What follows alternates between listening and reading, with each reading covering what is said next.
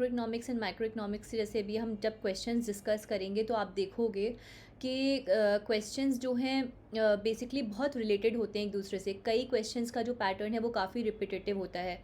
तो आपको इन statement based specially जो क्वेश्चंस होते हैं जिसमें एटलीस्ट 3 to 4 या 5 भी कभी कभी स्टेटमेंट्स आ जाते हैं क्वेश्चंस में, आप देखोगे कि कभी कभी उसी का मिक्स होता है कोई और question.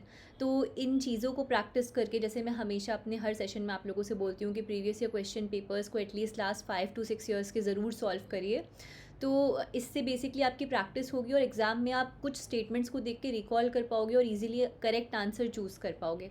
So let's quickly start with the first question that is on the screen. So this is basically from micro economics. ये कंज्यूमर इक्विलिब्रियम का क्वेश्चन है, बजट के ऊपर है। एंड इसमें क्या पूछा जा रहा है एग्जाम में, that suppose good 1 is taken on the horizontal axis and good 2 on the vertical axis. what happens to the budget line if the price of good 1 doubles and the price of good 2 triples? तो ये basically budget line की position पूछना चाह रहे हैं हम लोग। जो सोल्यूशन है उसको देखते हैं।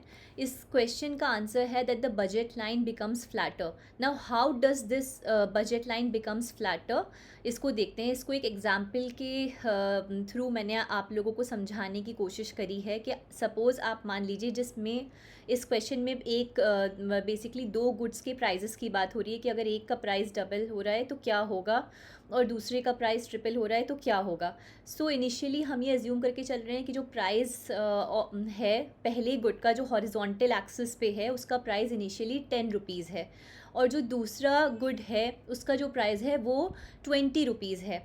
तो इनिशियली जो इसका रेशियो है दोनों प्राइजेस का, जो हमारा बजट लाइन का बेसिकली जो स्लोप होता है वो दोनों गुड्स जो हम मेजर कर रहे होते हैं हॉरिजॉन्टल और वर्टिकल एक्स एक्सिस और वाई एक्सिस पे, उसका स्लोप होता है, right, price of x and price of y का।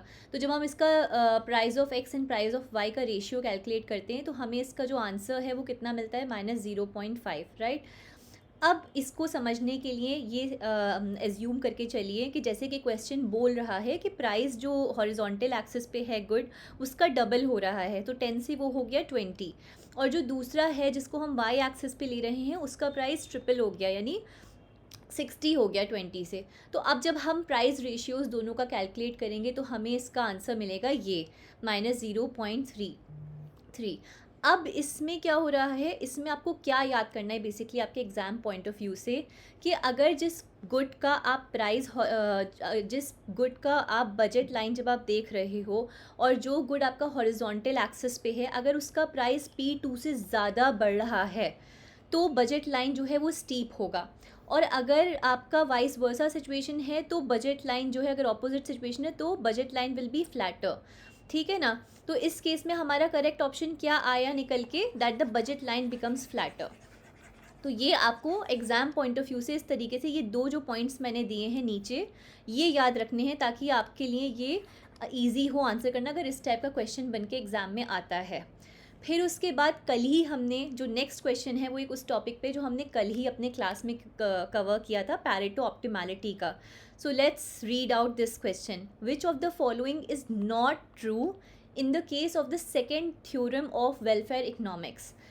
Number 1, if consumers exhibit convex preferences, every Pareto efficient allocation is a possible competitive equilibrium in a pure exchange economy.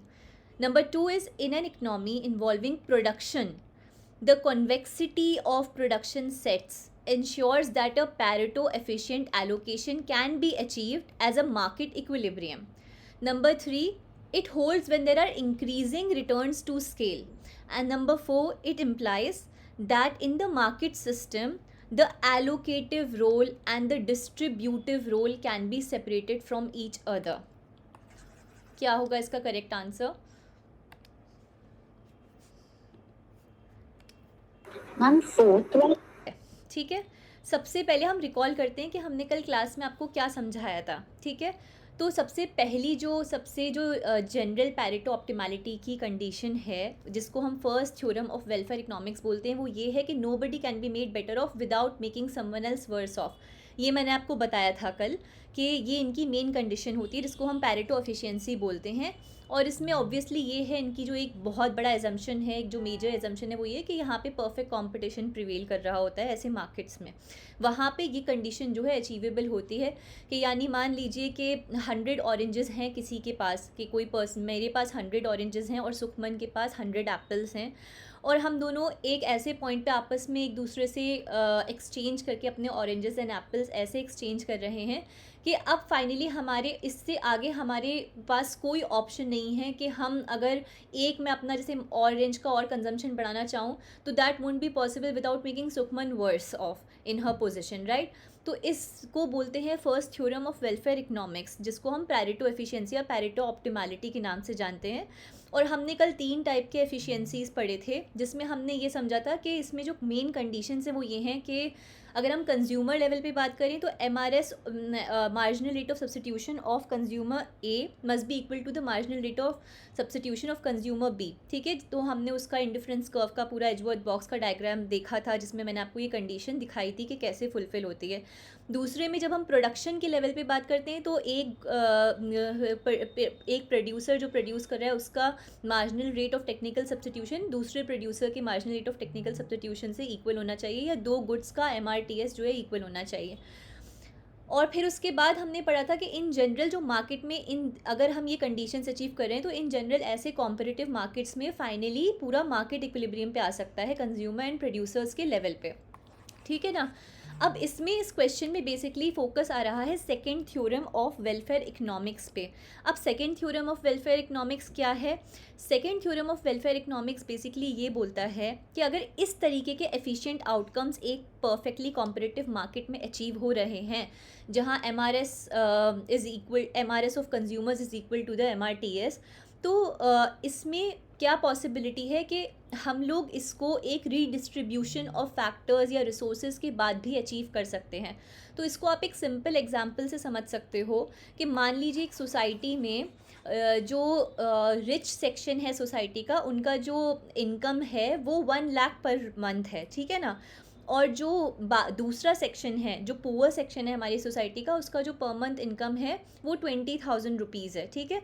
अब किसी तरीके से exchange वगैरह करके बहुत सारे पैरेटो ऑप्टिमल पॉइंट्स जो हैं उस कर्व पे एजवर्थ बॉक्स डायग्राम पे हम उस पे अराइव हो गए जिसमें कोई भी जो रिच सेक्शन है और जो पुअर सेक्शन है उनके बीच में ऐसे पैरेटो ऑप्टिमल कॉम्बिनेशंस हैं जिसपे ना कोई बेटर ऑफ हो सकता है बिना किसी को वर्स ऑफ करे, ठीक है। यानी अब कोई गेन नहीं कर सकता किसी का लॉस करे बगैर, ठीक है। लेकिन सेकेंड कंडीशन क्यों आई? सेकेंड कंडीशन की ज़रूरत क्या थी इस फर्स्ट थ्योरम के बाद? उसकी ज़रूरत ये थी कि पैरेटो ऑप्टिमल ये वाला पैरेटो एफिशिएंसी हो सकती है कि कॉम्पिटिटिव मार्केट में MRS B is equal to MRT, but ये इंश्योर नहीं करेगा कि कुछ सिचुएशंस में कि एक्चुअल में जो ये रिसोर्सेज का एलोकेशन हुआ है और डिस्ट्रीब्यूशन हुआ है कंज्यूमर्स एंड प्रोड्यूसर्स के बीच में ये इक्वल है। तो इस चीज़ पे फोकस करने के लिए सेकेंड थ्योरम आया और उसमें अब हमने ये इनकम गैप का एग्जाम्पल लिया, इनकम इनक्वालिटी का एग्जाम्पल लिया कि किसी रिच सेक्शन के पास 1 लाख है और जो पुअर सेक्शन है उनकी जो पर मंथ इनकम है वो 20,000 है।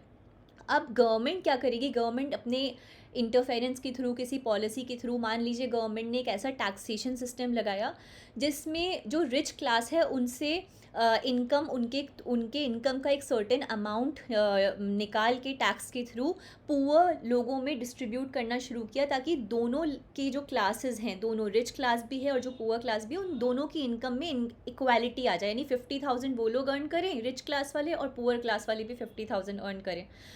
तो ये रीडिस्ट्रीब्यूशन करके अपनी पॉलिसी के थ्रू फिर उसके बाद फाइनली जब ये वाला पैरेटो एफिशिएंसी कंडीशन जो है वो सेटिस्फाई होगी तो ये शो करती है कि एक इकनॉमी में अगर परफेक्ट कॉम्पिटिटिव मार्केट है तो हम दोनों कंडीशंस को फुलफ़िल कर सकते हैं। हम ये पैरेटो ऑप्टिमैलिटी वाली इस सिचुएशन को भी अचीव कर सकते हैं और साथ ही साथ ये कंडीशन तब भी रिमेन करेगी, तब भी कंटिन्यू करेगी अगर कोई किसी तरीके का रीडिस्ट्रीब्यूशन हो जाए।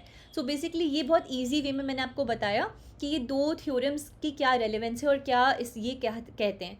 तो अब अगर हम ये जो हमने क्वेश्चन डिस्कस किया इसमें अगर हम पहला स्टेटमेंट देखें कि कंज्यूमर्स एग्जिबिट कॉन्वेक्स प्रेफरेंसेस, ये मैंने आपको कल डायग्राम्स में दिखाया था, फिगर्स में दिखाया था कि येस सब में कॉन्वेक्स प्रेफरेंसेस होते हैं, कॉन्वेक्स शेप के इंडिफरेंस कर्व्स आपने देखे थे। ऐसे ही प्रोडक्शन केस में भी आपने देखा कि कॉन्वेक्सिटी होती है आइसोकॉन्ड्स की। थर्ड जो स्टेटमेंट है, when there are increasing returns to scale, क्या ये पॉसिबल है? ये बिल्कुल भी पॉसिबल नहीं है, क्योंकि इंक्रीजिंग रिटर्न्स टू स्केल जब होगा तो हमारे जो कॉन्वेक्स प्रेफरेंसेस होंगे कंज्यूमर एंड प्रोड्यूसर के लेवल पे, वो कॉन्वेक्स कैसे होंगे? उनका तो जो फिगर है जो इंडिफरेंस कर्व्स का है, आइसोकॉन्ड्स का है, वो चेंज हो जाएगा, कॉन्वेक्सिटी मेंटेन नहीं होती। मैंने आपको अपने लेक्चर्स में पुराने में कितना एम्फेसिस दे के ये बात बताई थी कि अगर आपको कॉन्वेक्सिटी मेंटेन करनी है तो इंक्रीजिंग रिटर्न्स टू स्केल हो ही नहीं सकता। कॉन्वेक्स जब कर्व होता है तो डिमिनिशिंग वैल्यू हो रही होती है किसी इंपॉर्टेंट, किसी मेजर फैक्टर की, राइट? ईजिंग होगा तो इसका मतलब ये होगा कि उल्टा हो जाएगा, कॉनकेव होने लगेंगे जो सेट्स हैं कंज्यूमर्स के भी और प्रोड्यूसर्स के भी। और जो लास्ट इसमें स्टेटमेंट है, that it implies that in the market system the allocative role and the distributive role can be separated from each other. तो अब आप समझ सकते हो कि yes they can be separated from each other. हम एलोकेटिव लेवल पे Pareto optimality को अचीव कर सकते हैं, और जैसे मैंने अभी आपको एग्जांपल दिया कि अगर गवर्नमेंट लेवल पे हम, जैसे अभी हमने एग्जांपल गवर्नमेंट इंटरफेरेंस का लिया थ्रू अ टैक्सेशन पॉलिसी, तो क्या हुआ? रीडिस्ट्रीब्यूशन के बाद भी क्या हुआ कि एलोकेटिव उस पे कंडीशन पे, यानी पैरेटो ऑप्टिमैलिटी की कंडीशन पे कोई इफेक्ट नहीं आया। So yes, in Pareto optimality concept there can be a separation between both the areas, allocative area में भी और डिस्ट्रीब्यूशन एरिया में भी। सो इसमें क्या करेक्ट ऑप्शन आया? करेक्ट ऑप्शन निकल के आया ऑप्शन 3 कि it holds when there are increasing returns to scale. ऐसा नहीं पॉसिबल है। और इस क्वेश्चन में हमें किस चीज़ पे फोकस करना था कि विच of the following is not true, तो इस हिसाब से हमारा ऑप्शन 3 हमने चूज़ करा। अब उसके बाद आते हैं इस क्वेश्चन पे, given the income multiplier formula m is equals to 1/1 minus MPC, ये भी हमने अपने क्लास में डिस्कस किया है। If the marginal propensity to save decreases then, अब इस पे आपको ध्यान देना है इस क्वेश्चन पर, आपको मुझे आंसर बताना है जल्दी से कि क्या होगा। बहुत ये मतलब इजी और कॉमन सेंस वाला क्वेश्चन है कि अगर marginal propensity to save decrease करेगी तो हमारे मल्टीप्लायर पे क्या इफेक्ट पड़ेगा, हमारे इनकम मल्टीप्लायर पे। Higher will be the multiplier, lower होगा multiplier will be infinite, multiplier will be higher. Why? Because 1/1 minus MPC is 1/MPS, and तो ये मल्टीप्लायर के साथ इनवर्स रिलेशनशिप हो गया। जी बिल्कुल सही, very good. So she is absolutely correct. इसका आंसर है higher will be the multiplier effect. अब क्यों? MPS बेसिकली क्या होता है? मार्जिनल प्रोपेंसिटी टू सेव होता है, राइट? और इसमें हम क्या बोल रहे हैं कि हमारा जो मार्जिनल प्रोपेंसिटी टू सेव है वो डिक्रीज़ हो रहा है। जब डिक्रीज़ हो रहा है मार्जिनल प्रोपेंसिटी टू सेव, तो इसका मतलब क्या हो रहा है? दूसरा कौन सा मेन फैक्टर है जो इंक्रीज़ हो रहा होगा? Marginal propensity to consume. उसके इंक्रीज़ होने का क्या मतलब है कि people are spending more for consumption purposes. तो इससे क्या होगा? हमारा जो मल्टीप्लायर इफेक्ट होगा उस पर क्या इफेक्ट पड़ेगा? Multiplier will be higher. Why? Because consumption increase हो रहा है, राइट? और हमारा जैसे कि अभी रचना ने शायद बताया, रचना ने शायद आंसर किया था कि मार्जिनल प्रोपेंसिटी टू सेव का एक इन्वर्स रिलेशनशिप होता है कि जब MPS डिक्लाइन हो रहा है, marginal propensity to save decline हो रहा है, तो इसका मतलब ये हो रहा है कि लोग सेव कम कर रहे हैं और स्पेंड ज़्यादा कर रहे हैं। और मैंने आपको हर बार क्या बताया कि जब स्पेंडिंग इंक्रीज़ होती है तो इसका मतलब क्या होता है कि लोग अपनी इनकम को कंजम्पशन पर्पसेस के लिए यूज़ कर रहे हैं। और जब कंजम्पशन पर्पस के लिए यूज़ कर रहे हैं तो यानी क्या हो रहा है? हमारा एग्रीगेट डिमांड इंक्रीज़ हो रहा है। एग्रीगेट डिमांड इंक्रीज़ हो रहा है तो उसका क्या मतलब होता है? एग्रीगेट डिमांड में दो मेन कंपोनेंट्स होते हैं, consumption and investment demand, right? तो जब वो बढ़ेगा तो फाइनली क्या होगा? हमारी कंट्री की इनकम बढ़ेगी। और ये पूरा इफेक्ट कौन सा कॉन्सेप्ट समझाता है बहुत अच्छे से? मल्टीप्लायर इफेक्ट समझाता है। तो यहाँ पे अगर MPS डिक्लाइन हो रहा है तो हमें फ़ौरन से इस बात को समझ जाना है कि इसका मतलब क्या होगा कि मल्टीप्लायर की वैल्यू बढ़ेगी। अच्छा, ये भी बहुत इजी क्वेश्चन है, इसका भी आप आंसर मुझे दो। In the national income identity y is equals to consumption plus investment plus government expenditure. Investment is a function of real income, nominal income, real interest rate, nominal interest rate. एक तो चीज़ आपको ये basic याद रखनी है कि investment का inverse relationship होता है रेट ऑफ इंटरेस्ट से। इन्वेस्टमेंट बेसिकली क्या होता है, cost, real cost of borrowing होता है जब हम कीनीशियन सेंस में उसको पढ़ते हैं। तो उसमें क्या होता है कि जब रेट ऑफ इंटरेस्ट ज़्यादा होगा तो बोरोइंग की जो कॉस्ट है वो बढ़ जाएगी। तो इन्वेस्टर्स जो बिजनेस फर्म्स होते हैं उनके लिए कॉस्टली हो जाएगा बैंक से लोन लेके अपना इन्वेस्टमेंट को फाइनेंस करना, राइट। और जब यही रेट ऑफ इंटरेस्ट जो है, यही रियल कॉस्ट ऑफ बोरोइंग जब कम हो जाएगा, जब डिक्लाइन होगा, तो इसका मतलब क्या होगा, cost of borrowing has become less, ठीक है, पहले के कंपैरिजन में। तो क्या होगा, इन्वेस्टमेंट वो लोग बढ़ाएंगे, उनके लिए क्योंकि चीपर होगी, कॉस्ट ऑफ बोरोइंग डिक्लाइन कर जाएगी। तो क्या होता है, रियल रेट ऑफ इंटरेस्ट इसमें इंपॉर्टेंट है, concept real rate of interest का, क्योंकि रियल रेट ऑफ इंटरेस्ट ही दिखाता है कि एक्चुअल में जो कॉस्ट ऑफ बोरोइंग है वो इंक्रीज हो रही है या डिक्रीज हो रही है। तो उस वजह से इसका जो करेक्ट आंसर है वो है रियल रेट ऑफ इंटरेस्ट। अब नेक्स्ट क्वेश्चन की तरफ जाते हैं। ये भी टॉपिक हमने अपने लेक्चर्स में कवर किया है ISLM का बहुत डिटेल में। इसका भी आंसर मैं आप लोगों से ही लूँगी पहले। Which one of the following is not correct about the LM schedule? Number 1, the LM schedule slopes upward to the right. Second, the LM schedule will be relatively flat or steep if the interest elasticity of money demand is relatively high or low. Third, the LM schedule will shift downward or upward to the right or left with an increase or decrease in the quantity of money. And number 4, the LM schedule is the schedule giving the combinations of values of investment and interest rate that produce equilibrium in the money market. अब इसका मुझे आप बताइए कि which one of them is not correct.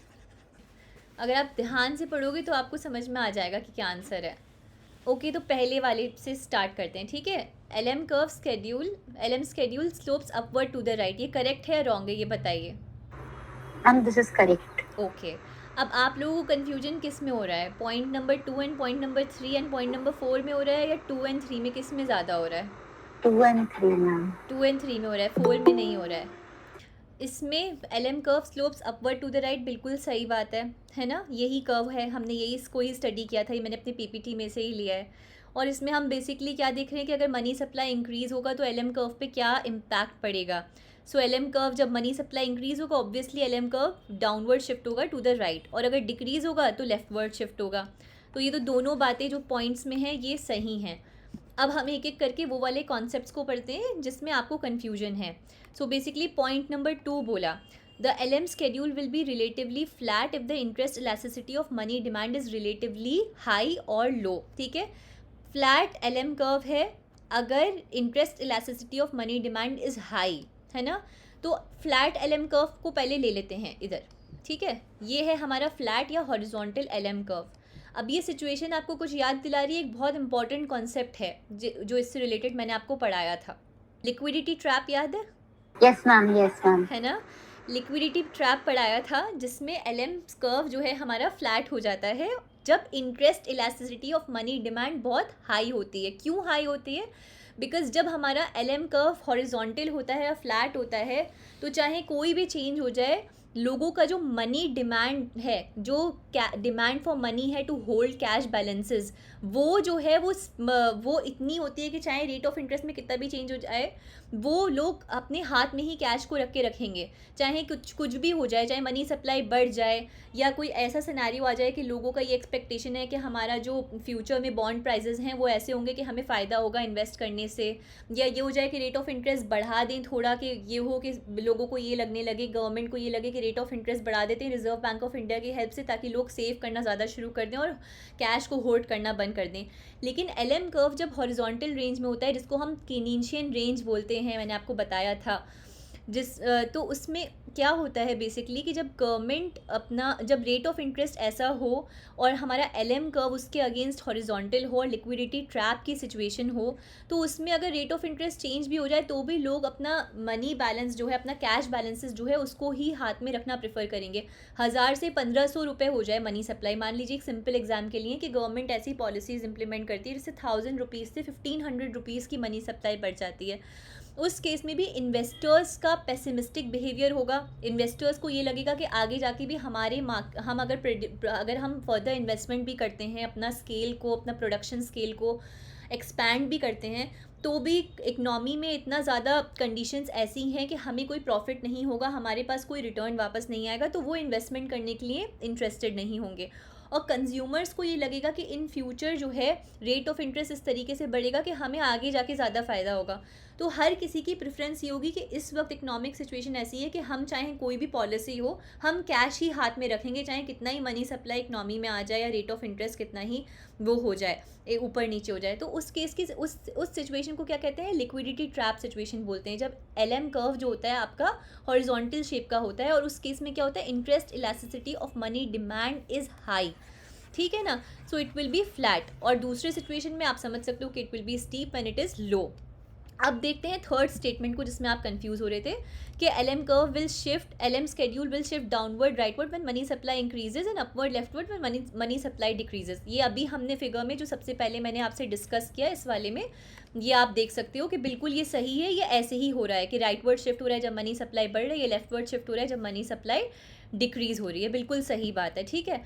अब उसके बाद क्या है, the LM schedule is the schedule giving combinations of investment and interest rate that produce equilibrium in the money market. यहाँ पे हमें इस बात को समझना है कि इन्वेस्टमेंट एंड इंटरेस्ट रेट तो ISLM कर्व का जो हम स्टडी कर रहे थे, ये तो उसका कॉन्सेप्ट था। हमें अलग अलग कॉम्बिनेशंस मिल रहे थे इन्वेस्टमेंट और इंटरेस्ट रेट के, कि कैसे कैसे एक इकनॉमी में इन्वेस्टमेंट और इंटरेस्ट रेट के आइडियल कॉम्बिनेशंस होते हैं, जिस पे हम अपनी जो गुड्स मार्केट है उसको इक्विलिब्रियम पे लेके आ सकते हैं। इसीलिए मैं आपसे बोल रही थी कि जब मैं स्टेटमेंट्स आप पढ़ो कि आप ध्यान से पढ़ो, इसी में ही आंसर है, बिकॉज बाकी सारे स्टेटमेंट्स करेक्ट हैं। अगर आप दो यही देखिए आपको एग्जाम में करना है, दिस इज़ द ट्रिक। इसीलिए मैं आप लोगों से बोलती हूँ बार बार के कम से कम 3 से 4 बार प्रीवियस ईयर क्वेश्चंस को 5-6 साल के आप लोग सॉल्व कर लो, सारे के सारे। अभी भी टाइम है, अभी भी सॉल्व कर लो, इतना हेल्प होगा ना। अब देखो आपको ये चौथा आंसर पता चला कि ये गलत था, ये बेसिक सा स्टेटमेंट ये एक्चुअली IS कर्व से रिलेटेड था। अगर आप सेकेंड और थर्ड में कंफ्यूज भी थे, लेकिन आप ध्यान लगा के इस पे मतलब हर ऑप्शन पे फोकस करते और इसको देखते सही से, तो आपको याद आता कि ये गलत है, इसमें सिर्फ ये पूछा है कि नॉट करेक्ट। इसमें आपका लक ये है कि स्टेटमेंट बेस्ड नहीं है कि आपको 2-3 स्टेटमेंट्स चूज़ करने के इनमें से कौन से सही हैं। सामने रखा था आपके आंसर के, दोनों के बीच में जो ये इन्वेस्टमेंट एंड इंटरेस्ट रेट है, IS कर्व में हमने पढ़ा भी था, पूरा डेरिवेशन भी पढ़ा था कि कैसे इन्वेस्टमेंट एंड इंटरेस्ट रेट के कॉम्बिनेशंस लगाते हैं, फिर कैसे एग्रीगेट डिमांड और income curve, aggregate demand curve कैसे ऊपर शिफ्ट होता है अगर इन्वेस्टमेंट बढ़ता है, और फिर उसके बाद फाइनली IS कर्व को हम कैसे ड्राइव करते हैं। तो ये आपको फ़ौरन से मतलब आप समझ जाते कि अच्छा इसमें इनकरेक्ट ये है, तो आप इन 2 ऑप्शंस में कंफ्यूज नहीं होते। इसीलिए मैंने आपसे पूछा था स्टार्टिंग में कि वो कौन से 2 ऑप्शंस हैं जिसमें आप कंफ्यूज हो रहे हो, क्योंकि मुझे पता था आप लोगों का जो सबसे ज़्यादा ध्यान है वो उन थोड़े से कॉम्प्लेक्स स्टेटमेंट्स पे जाएगा। लेकिन जो फोर्थ है जिसमें उन्होंने साफ साफ पूरा आपको दे दिया है एक स्कोर बनाने के लिए, वो आप लोग मिस कर गए।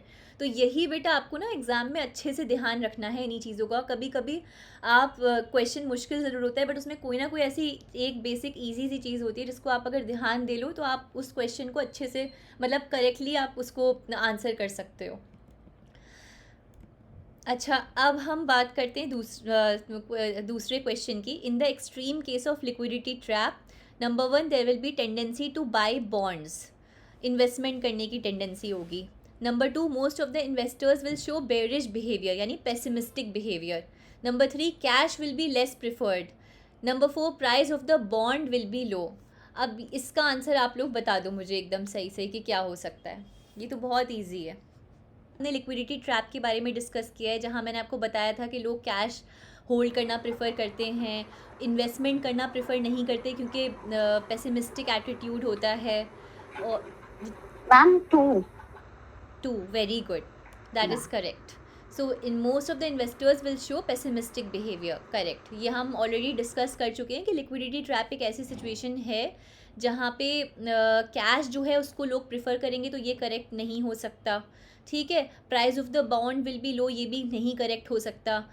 और there will be tendency to buy bonds, ये तो बिल्कुल भी करेक्ट नहीं हो सकता। लिक्विडिटी ट्रैप सिचुएशन में लोग कैश प्रेफर करके रखना चाहते हैं, तो अपना कैश बॉन्ड्स में क्यों यूज़ करेंगे। ये सिंपल सा इसका आंसर है कि investors will show bearish behaviour, ये करेक्ट है इन सारी स्टेटमेंट्स में। ये क्वेश्चन देखते हैं, इस marginal propensity to save is 0.25 and the initial increase in autonomous spending is ₹100, then the expenditure multiplier and resultant increase in GDP respectively are. So basically इसमें पूछा है कि इंक्रीज़ इन जीडीपी कितना होगा और मल्टीप्लायर की क्या वैल्यू रहेगी, इसमें ये पूछ रहे हैं. तो ये बहुत सिंपल है. अभी हमने एमपीएस पे क्वेश्चन पे देखा था जिसमें हमने देखा कि multiplier is equals to 1/MPS. तो जब आप इसमें वैल्यू डालोगे तो मल्टीप्लायर की वैल्यू आ जाएगी 4. एंड इंक्रीज़ इन जीडीपी देखना है, उसमें ऑलरेडी बता चुके हैं कि मल्टीप्लायर की वैल्यू अभी हमें यहाँ मिल गई है, और ऑटोनॉमस इन्वेस्टमेंट या गवर्नमेंट एक्सपेंडिचर कितना हो रहा है जिससे भी वो ऑलरेडी क्वेश्चन में है, वो है 100. तो जब आप चेंज इन या इंक्रीज़ इन इनकम देखना चाहोगे तो आप मल्टीप्लायर की वैल्यू से जो ऑटोनॉमस एक्सपेंडिचर हुआ है या ऑटोनॉमस इन्वेस्टमेंट हुआ है उसको मल्टीप्लाई कर दोगे, you will get the answer. तो यहाँ पे जो आंसर है वो 4 and 400 है, उसको आपको टिक करना है. यहाँ पे वो ऑप्शन 3 में दे रखा है. This is a very simple question, इसको भी आप लोग एक बार सॉल्व करके देख लीजिएगा. अब कल एक और टॉपिक डिस्कस किया था, उससे ये क्वेश्चन है, which of the following is true for the Clark Wicksteed Walras product exhaustion theorem. Number 1, the assumption of a homogeneous production function is necessary. Homogeneous production function, ठीक है, प्रोडक्ट एग्जॉस्शन थ्योरम के लिए, जो Euler's theorem हमने कल पढ़ा था उससे रिलेटेड है ये. तो आपको अब पता होगा कि उसमें कौन सा प्रोडक्शन फंक्शन मैंने कल बताया था होता है. B, it is an identity that holds for all values of the variables. C, the assumption of a homogeneous production function is not necessary. D, it is not an identity since it holds only for the values of the variables in the long run equilibrium. E, it holds for all types of production functions. अब इसमें जो correct statements हैं basically वो आपको choose करने, एक एक करके देखते हैं और एनालाइज करते हैं कि कौन सा स्टेटमेंट इसमें सही है. सबसे पहले क्विक रिवीजन करते हैं कि what is this product exhaustion theorem. So it states कि जो मार्जिनल प्रोडक्ट है, अगर 2 फैक्टर्स हैं जैसे कि marginal product of labour into the amount of labour is being employed by the firm, and अगर दूसरा फैक्टर है हमारा कैपिटल, तो marginal product of capital into the amount of capital used और engaged will be equal to the output of the या फिर total product of the firm या फिर प्रोड्यूसर. ठीक है, तो इससे क्या हो रहा है, बेसिकली क्या बताया था मैंने आपको, क्या होगा कि जब ये 2 वैल्यूज़ का सम जो है वो इक्वल होगा टोटल प्रोडक्ट पे, तो क्या होगा, टोटल प्रोडक्ट पूरा एग्जॉस्ट हो जाएगा. क्यों, यानी जो लेबर और जो कैपिटल का अमाउंट हम यूज़ कर रहे हैं अपने प्रोडक्शन पर्पस के लिए, एक फर्म यूज़ कर रहा है, एक प्रोड्यूसर यूज़ कर रहा है, अगर वो उतना ही है, अगर उसका कॉन्ट्रीब्यूशन उतना ही है जितना एक फर्म का टोटल प्रोडक्शन हो रहा है, जितना आउटपुट प्रोड्यूस हो रहा है, तो क्या हो रहा है, पूरा का पूरा जो टोटल प्रोडक्ट है, पूरा का पूरा जो आउटपुट का वैल्यू है वो जा रहा है लेबर एंड कैपिटल को के ऊपर पेमेंट करने में, right. So what is the main statement कि total product is exactly exhausted, is completely exhausted by payment to the factors, यानी लेबर एंड कैपिटल को. ये बेसिकली मैंने आपको बताया था. और ये जो इक्वेशन है, अच्छा ये यहाँ मेंशन हुई, ये जो इक्वेशन है बेसिकली इसको हम बोलते हैं यूलर्स थ्योरम. अब इसके एक एक स्टेटमेंट इस बेसिस पे एनालाइज करते हैं कि क्या है. और इसमें मैंने आपको बताया था कि कांस्टेंट रिटर्न्स टू स्केल यानी होमोजीनियस प्रोडक्शन फंक्शन इसमें नेसेसरी है. तो पहला तो आप लोगों को समझ में आ गया. इसके लिए सबसे इंपॉर्टेंट कंडीशन ये है कि होमोजीनियस प्रोडक्शन फंक्शन होना चाहिए. दूसरा जो है कि it is an identity that holds for all values of the variables. Obviously अगर हम कोई भी वेरिएबल ले लें, चाहे वो लेबर हो, कैपिटल हो या कोई और फैक्टर हो, तो उसके लिए ये आइडेंटिटी वैलिड है. सी था कि assumption of a homogeneous production function is not necessary. तो फिर ये यूलर्स थ्योरम जो है वो वर्क ही नहीं करेगा, वो एप्लीकेबल ही नहीं होगा. तो इसलिए ये है फॉल्स. उसके बाद ये है कि it is not an identity since it holds only for values in long run equilibrium. अब ऐसा तो कुछ भी यूलर्स थ्योरम में नहीं बताया गया है कि ये जो है ये एक ऐसी आइडेंटिटी है जो सिर्फ लॉन्ग रन के वेरिएबल्स जो होंगे, जो सिर्फ लॉन्ग रन में हम देख रहे होंगे, लॉन्ग रन इक्विलिब्रियम सिनेरियो में देख रहे होंगे, ये यूलर्स थ्योरम जो अभी हमने इक्वेशन देखी ये सिर्फ उस पे होगी नहीं. ये इन जनरल आइडेंटिटी है हर वेरिएबल के लिए, और उसमें शॉर्ट रन इक्विलिब्रियम या लॉन्ग रन इक्विलिब्रियम की बात नहीं हो रही है. So this is false. And it holds for all types of production function. Statement E B false है. क्यों, ऑब्वियसली जब हम होमोजीनियस प्रोडक्शन फंक्शन जो इसका मेन एजम्पशन है उसको हमें पता है, हमने स्टडी किया था कि इसका जो मेन एजम्पशन है वो होमोजीनियस प्रोडक्शन फंक्शन या कांस्टेंट रिटर्न्स टू स्केल का है. तो इसकी तो कोई पॉसिबिलिटी ही नहीं है कि ये किसी दूसरे टाइप के प्रोडक्शन फंक्शन के लिए एप्लीकेबल होगा. सो इसमें बस 2 स्टेटमेंट्स जो हैं वो ट्रू हैं इस क्वेश्चन में. और इसका आंसर क्या होगा? A and B. Answer will be the first option, A and B only. ठीक है. उसके बाद एक और टॉपिक है, ये भी हम कवर कर चुके हैं अपने क्लास में. विच of the following holds for Bertrand's duopoly model? The reaction curves are derived from isoprofit maps which are convex to the axis. The point of intersection of the two reaction curves reflects a stable equilibrium. The reaction curves are derived from isoprofit maps which are concave to the axis. The point of intersection of the two reaction curves reflects an unstable equilibrium. Firm's behavioral pattern is such that they learn from past experience. Now we have to choose the correct option कि इसमें से कौन से statements correct हैं. अब इसका भी एक एक स्टेटमेंट करके एनालाइज करते हैं. हमने कल या शायद परसों की क्लास में ये कॉर्नॉट और बर्ट्रैंड का ड्यूपोली मॉडल पढ़ा था. और इसमें बेसिकली क्या है कि फर्म्स में आपस में क्या हो रहा होता है कि वहाँ कॉर्नॉट के मॉडल में हम आउटपुट को कांस्टेंट मान रहे होते हैं और ये समझते हैं दो फर्म्स अगर हैं तो एक फर्म जो है वो अपना आउटपुट जो है उसको चेंज करेगा ये सोच के कि दूसरा फर्म अपना आउटपुट कांस्टेंट रखेगा. बर्ट्रैंड के केस में यही चीज़ प्राइस के साथ होती है कि एक फर्म अपना प्राइस कम करता चला जाएगा और ये एज्यूम करेगा कि दूसरा फर्म अपना प्राइस कम नहीं करेगा तो मुझे ही सारा बेनिफिट होता चला जाएगा. तो competition is based on price. ठीक है.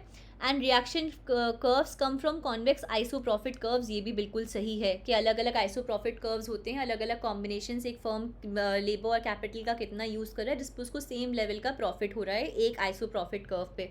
Nash equilibrium is stable. ये भी बिल्कुल सही है क्योंकि फाइनली हमने ये देखा कल जब हम बर्ट्रैंड के बारे में पढ़ रहे थे कि क्या होता है लास्ट में प्राइस वो कम करता चला जाएगा, एक फर्म कम करता चला जाएगा, दोनों फर्म्स आपस में ये सोच के अपना प्राइस कम करते चले जाएंगे, रिड्यूस करते चले जाएंगे ये सोच के कि दूसरा जो उनका राइवल फर्म है वो अपना प्राइस को चेंज नहीं कर रहा है. तो ये करते करते दोनों फर्म्स अपना प्राइस कब तक कम कर लेंगे? जब तक कि वो प्राइस उनकी मार्जिनल कॉस्ट से इक्वल नहीं हो जाएगा. जैसे ही हो जाएगा फर्दर कोई रिडक्शन पॉसिबल नहीं होगा. सो जो बेस्ट स्ट्रैटेजी उन दोनों फर्म्स की होगी वो फर्म्स फॉलो कर रहे होंगे. इसको हम क्या बोलते हैं, सिचुएशन को कल बताया था, नैश इक्विलिब्रियम बोलते हैं. No assumption of learning from past. ऐसा कोई भी एजम्पशन जो है वो बर्ट्रैंड मॉडल में हमने कल नहीं पढ़ा था. ऐसा कोई भी एजम्पशन जो है फर्म्स का नहीं होता है. तो उस बेसिस पे यहाँ पे जो हमारे करेक्ट ऑप्शंस हैं वो है ऑप्शन ए और बी. ठीक है ना. Which of the following holds, ये वाला option A and B. That reaction curves are derived from the isoprofit maps which are convex to the origin. ये convex होते हैं, concave नहीं हो सकते हैं. and एक stable equilibrium, Nash equilibrium हमें बर्ट्रैंड मॉडल में मिलता है. अब इसमें क्या है, कॉन्केव हो ही नहीं सकता आइसोप्रॉफिट कर्व और अनस्टेबल इक्विलिब्रियम भी नहीं है. मैंने आपको बताया फर्म्स आपस में प्राइस वॉर में तब तक होंगे, आप दोनों फर्म्स अपने प्राइस तब तक कम करते रहेंगे राइवल फर्म का ये सोच के कि प्राइस कांस्टेंट रहेगा जब तक कि वो अपना मार्जिनल कॉस्ट से अपने प्राइस को इक्वल ना कर लें. जब मार्जिनल कॉस्ट तक प्राइस इक्वल हो जाएगा उसके बियॉन्ड वो लोग प्राइस रिडक्शन एफर्ड ही नहीं कर सकते. तो ये एक स्टेबल इक्विलिब्रियम अपनी बेस्ट स्ट्रैटेजी फॉलो करते करते दोनों फर्म्स ऑब्टेन कर लेंगे. और ऐसा कोई एजम्पशन हमने देखा ही नहीं था बर्ट्रैंड की थ्योरी में जब हम कल डिस्कस कर रहे थे. तो उसका करेक्ट आंसर क्या है, ए एंड बी ओनली. अगर आप रिवीजन कोर्सेज जैसे कि माइक्रो इकोनॉमिक्स और मैक्रो इकोनॉमिक्स और बाकी इकोनॉमिक्स के सब्जेक्ट्स में इंटरेस्टेड हैं यूजीसी नेट इकोनॉमिक्स एग्जाम के लिए, then comment down below interested and we will get back to you. In revision courses में अगर आप एनरोल होते हैं तो आपको recorded lectures, important notes and expected questions based on the previous year question pattern मिलेंगे जो आपके एग्जाम के लिए बहुत ही हेल्पफुल हो सकते हैं. अगर आप दिसंबर वाले यूजीसी नेट को एम कर रहे हैं तो भी आप हमें कॉन्टैक्ट कर सकते हैं क्योंकि यूजीसी नेट दिसंबर इकोनॉमिक्स एग्जाम के लिए हम बहुत जल्द ऑनलाइन क्लासेस शुरू करने वाले हैं. All the best.